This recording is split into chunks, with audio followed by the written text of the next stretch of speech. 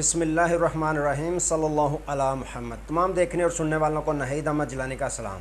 नाज़रीन, आपको जिलानी जी YouTube channel पर खुश आमदीद। अल्लाह अज़्ज़ा वजल से दुआ है अल्लाह अज़्ज़ा वजल आपको जहाँ भी रखे अपने अहल खाना समेत बाखरियत रखे, खुश भी रखे और महफूज भी। नाज़रीन इकराम, अपनी गुफ्तगू का आगाज़ करने से पहले तमाम ख़वातीन व हज़रात से ये गुजारिश है जो हमारे चैनल पर भी नए हैं वह हमारा चैनल सब्सक्राइब फरमा लें ताकि रोज़ाना आप तक हमारी नई वीडियोज़ आसानी के साथ पहुँच सकें। बिला ताहीर अपनी गुफ्तगू का आगाज़ करता हूँ। अरशद नदीम ने पाकिस्तानियों की लाज रख ली और सुप्रीम कोर्ट के अंदर क्या चल रहा है, हसनात मलक बड़ी खबर निकाल ले आए और हुकूमत का अवाम पर एक और बम गिराने का क्रेडिट। अच्छा नाज़रीन इकराम, सबसे पहले बात करते हैं कि इस हुकूमत ने जो 18 माह पहले जिस तरह आवाम की चीखें निकालीं, उसके बाद आवाम ने इनको वोट तो ना दिए लेकिन निज़ाम ने इनको हुकूमत दोबारा सौंप दी। जैसे ही ये हुकूमत में आए, इन्होंने जो 18 माह की कारकर्दगी थी वही दोबारा दिखाना शुरू कर दी। अपने तमाम केसेस ख़त्म करने और तहरीक इंसाफ पर नित नए नए केसेस बनाने में अपनी सारी तवज्जो मरकूज़ रखे हुए है ये हुकूमत। इनकी तवज्जो सिर्फ़ और सिर्फ तहरीक इंसाफ को ख़त्म करने, तहरीक इंसाफ पर पाबंदियाँ लगाने, तहरीक इंसाफ का नामो निशान मिटाने की तरफ इनकी सारी तवज्जो इस वक्त चल रही है। कोई मुल्क पाकिस्तान की मैशत के मतलब इनका ख्याल नहीं, मुल्क पाकिस्तान में जो महंगाई का तूफ़ान है उसको कंट्रोल करने पर इनका ख्याल नहीं। वहाँ पे जब महंगाई के मतलब बात आती है तो ये कहते हैं कि ये IMF की शराइत हैं। बड़ा आसान सा जवाब दे देते हैं कि IMF की शराइत में शामिल है। अब अगर आप देखें तो मुल्क पाकिस्तान की आवाम सड़कों पे है। अगर ये तहरीक इंसाफ को इजाज़त दे दें थोड़ी सी भी निकलने की आवाम की, तो वो गैर आइनी गैर कानूनी काम करने के बिल्कुल मूड में नज़र नहीं आ रहे बानी तहरीक इंसाफ इमरान खान साहब। तो अगर ये इजाज़त दे दें एक जलसे की पंजाब में, तो फिर देखें आवाम किस तरह निकलती है। तो दूसरी तरफ अगर देखें तो इस वक्त इस्लामाबाद सारा बंद ही है।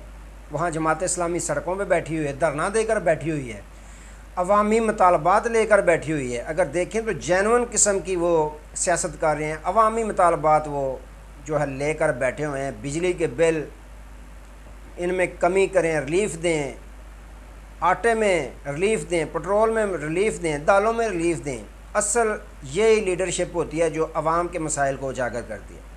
अच्छा, एक तरफ जमात इस्लामी इस्लामाबाद में बैठी हुई है, दूसरी तरफ ये उनके साथ मुज़ाकरात के भी ख्वाह हैं कि मुज़ाकरात कर रहे हैं, स्टेज पे भी जाते हैं, लेकिन इसी असना बड़ा बम इन्होंने अवाम पर गिरा दिया है। वो कौन सा कि ₹2.56 जो है इन्होंने बिजली की यूनिट में इजाफ़ा कर दिया। अब बिजली के मारे लोग निकले हुए हैं, बिलों की वजह से लोग आपस में घरों में भाई भाई को कत्ल कर रहे हैं, औरतें ख़ुदकुशियाँ कर रही हैं, बिल जमा करवाने के लिए उनके पास पैसे नहीं हैं तो वो ख़ुदकुशियाँ कर रही हैं। दूसरी जानब ये मुज़ाकरात भी करना शुरू कर बैठे हैं जमात इस्लामी के साथ, और साथ ही इन्होंने मुज़ाकरात तो रास्ते में रह गए, ₹2.56 बिजली की यूनिट में फ़ी यूनिट में इजाफ़ा कर दिया। तो ये आवाम महंगाई की चक्की में पिसी हुई आवाम पर एक और इन्होंने बम गिरा दिया है कि बिजली मज़ीद महंगी कर दी है। अब इनसे आप क्या तवक्को कर सकते हैं कि ये आवाम के लिए कुछ बेहतर करेंगे। मैंने पहले कह दिया ये आवाम के लिए कुछ नहीं सोच रहे, सिर्फ़ और सिर्फ अपने लिए सोच रहे हैं या तहरीक इंसाफ के लिए सोच रहे हैं। हर बेहतरी, हर जिसमें इनको अपना मफाद नज़र आता है उसके लिए ये सोच रहे हैं, और हर वो फेल या हर वो काम जिससे तहरीक इंसाफ को दबाया जा सके, हर वो केस जिससे तहरीक इंसाफ को दबाया जा सके, ये फुल करने की कोशिश में है। तो नाज़रीन इकराम, इन्होंने बिजली की फ़ी यूनिट महंगी कर दी। दूसरी जानब नाज़रीन इकराम, सुप्रीम कोर्ट ऑफ पाकिस्तान से बड़ी खबर देते हैं आपको कि आपको पता है कि सुप्रीम कोर्ट ऑफ पाकिस्तान ने मखसूस नशिस्तों का फ़ैसला सुनाया था फुल कोर्ट ने। उसके बाद नज़रसानी अपील चलेगी मुस्लिम लीग नून की, पीपल्स पार्टी की और इलेक्शन कमीशन की भी चलेगी। पहले इलेक्शन कमीशन ने 39 अदद को आपको मालूम है कि डिक्लेयर कर दिया कि ये तहरीक इंसाफ के हैं, लेकिन जो 41 थे जो आज़ाद उम्मीदवार थे उनके बारे में ये चले गए सुप्रीम कोर्ट ऑफ पाकिस्तान में कि हमें हमारी रहनुमाई फरमाएं, इनका ढांचा नहीं है। अब रहनुमाई तो रास्ते में रहेगी। अब जैसे ही हुकूमत ने वो जो इलेक्शन एक्ट में तरमीम वाला बिल मंजूर किया है, अब इलेक्शन कमीशन ऑफ पाकिस्तान भी दोबारा चली गई है नज़रसानी में कि नज़रसानी करें जो आपने फ़ैसला सुनाया है। अगर देखें तो 11 अदद जज साहबान को ये आइन सिखा रहे हैं कि हमने आपके जो फ़ैसला है उसकी गलत तशरीह नहीं की, क्योंकि फ़ैसला था बशमूल काजी फायज ईसा साहब कि आपने हमारे फ़ैसले की जो वो इंतखाबी निशान छीनने वाला था उसकी तशरीह गलत किया। लेकिन वहाँ सुप्रीम कोर्ट पाकिस्तान में इलेक्शन कमीशन कह रहा है कि जी जी हमने तशरीह ठीक की है। अब बड़ी ख़बर यह है कि आपको पता है जुमेरात के दिन जो प्रैक्टिस एंड प्रोसीजर कमेटी है उसका इजलास बैठता है, जिन्होंने बेंच तश्कील देने होते हैं। अब जब इन्होंने ये कानून पास किया, सदर साहब ने, जरदारी साहब ने भी 10 ख़त कर दिए, कायमा कमेटी से भी मंजूर हुआ, पार्लियामेंट से भी मंजूर हुआ। अब तहरीक इंसाफ चली गई सुप्रीम कोर्ट ऑफ पाकिस्तान में दरख्वास्त लेकर के ये इन्होंने गैर आइनी काम किया, आइन के साथ खिलवाड़ किया इन्होंने। तो यहाँ सनात मलिक साहब ये ख़बर देते हैं जो कि साकिब बशीर साहब ने उनसे पूछा कि आप क्या इस पे कहेंगे कि क्या इलेक्शन कमीशन इसमें कोई अपना नया एक्ट दिखाने की कोशिश करेगा। तो उन्होंने कहा जी बिल्कुल करेगा, लेकिन यहाँ पे बात आ जाती है आइन और कानून की। Pakistan supreme court of Pakistan ने आइन की तशरीह करते हुए उनको ये हुक्म दिया था कि आपने इनको मखसूस नशिस्तों का कोटा देना है। यहाँ पर आइन और इलेक्शन एक्ट में तरमीम ये तो एक दोनों मुख्तलिफ चीज़ें हैं। इलेक्शन एक्ट में तरमीम ये कर रहे हैं, आइन में तरमीम तो नहीं कर रहे। आइन में जो उन्होंने वजाहत की है, तशरीह की है कि उसके मुताबिक इनको सीटें दें। इलेक्शन कमीशन से कुछ भी उम्मीद की जा सकती है। रशीद सुहेल साहब ने कहा कि इलेक्शन कमीशन ऑफ पाकिस्तान ने जब ये मखसूस नशिस्तों वाला कोटा फ़ैसला आया उसके बाद हुकूमत को कहा कि आप जो करेंगे कानून साजी करेंगे, हम आपके साथ खड़े हैं, हम पार्लियामेंट के साथ खड़े हैं। उन्होंने तो वादा किया हुआ है। यही वजह कि अब नज़रसानी अपील में इलेक्शन कमीशन चला गया है।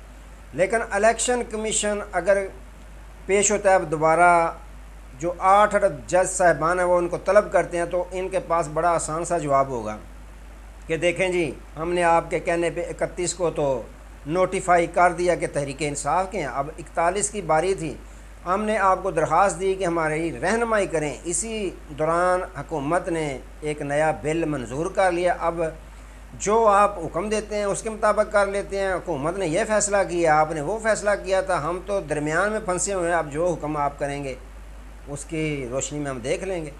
तो अभी तक तो चल रही हैं छुट्टियां सुप्रीम कोर्ट ऑफ पाकिस्तान में, तो छुट्टियां सितंबर में ख़त्म हो गई। यहाँ पे यह भी हुकूमत वारदात डालना चाहेगी कि किसी तरह भी हो तो काजी साहब को एक्सटेंशन का जो आर्डीनेंस है, आर्डीनेंस के ज़रिए उनकी एक्सटेंशन कर दीजिए।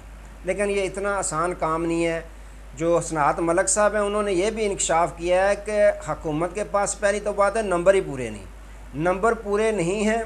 दूसरी जानब यह है कि हुकूमती अपने अंदर भी जो है हुकूमती उम्मीदवार कुछ ये सोचते हैं कि मुस्तकबिल के 4 अदद चीफ़ जस्टिस साहिबान हैं उनके साथ किस तरह टक्कर ली जा सकती है, किस तरह उनके साथ बिगाड़ी जा सकती है। तो लगता नहीं है कि ये जो काजी साहब की एक्सटेंशन है इस वाले कोई मामला इसमें कोई हल होता हुआ नज़र आए कि काजी साहब को एक्सटेंशन मिल जाएगी। ये नंबर उनके जो गेम है वो इनके हाथ में नहीं है।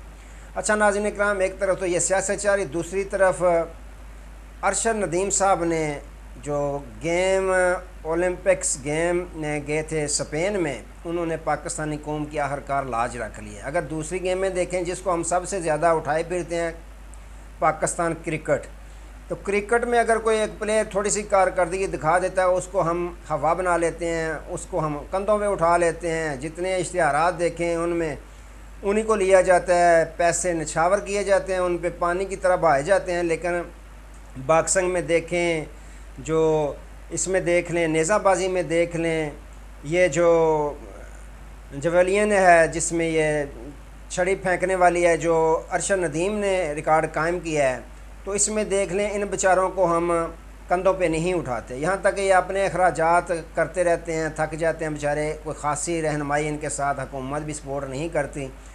अब ख़बरें ये आ रही हैं कि इनके पास सिर्फ एक ही छड़ी थी, वो भी अफसरान ने पता नहीं किस तरह सिफारिशें कर करके या कितने तरले मिन्नतें करके लेके इनको दी हुई थी। 7-8 लाख रुपया उसकी कीमत बनती है। इनके मद्दे मुकाबले अगर देखें तो जो हिंदुस्तान के इनके दोस्त ही थे उनके पास 177 छड़ी थी जो हुकूमत ने दी हुई थी। बिलाखिर चलो जैसा भी हुआ, उन्होंने अपने हिम्मत पर, अपनी मेहनत पर, अपनी लगन के साथ पाकिस्तान का नाम रोशन किया और पाकिस्तान को गोल्ड मेडल जुतवा कर पाकिस्तानियों की इज़्ज़त लाज रख ली। अब हुकूमत देखें इनामात देगी, अब बड़े बड़े जो नहीं लिफ्ट कराते वो भी तस्वीरें बनवाएंगे। बाकी कोशिश ये करनी चाहिए कि ये जो मुख्तलिफ़ किस्म के इश्तिहारात हैं इनको लेना चाहिए। ये ना हो कि जिस तरह माजी में अक्सर देखा है फ़नकार अपने मेडल्स बेचते हैं, बेच कर अपने इलाज मुआवजा करवाते हैं, अपने घर के अखराजात चलाते हैं। कहीं ऐसा ना हो कि अरशद नदीम साहब के साथ भी ऐसा ही हो। इनको भी ऐड देने चाहिए इश्तिहारात में, इनको भी मौका जो फराहम करना चाहिए हर तरह की खिलाड़ियों के साथ जो मेहनत करते हैं, लगन के साथ पाकिस्तान का नाम रोशन करते हैं। उनके लिए पूरी हुकूमत को चाहिए कि सपोर्ट करे। हुकूमत के साथ साथ जितने भी बिजनेसमैन हैं, ताजर हैं, उनको भी चाहिए ऐसे लोगों, ऐसे हीरो जो कौमी हीरो होते हैं उनके साथ मुकम्मल सपोर्ट करनी चाहिए।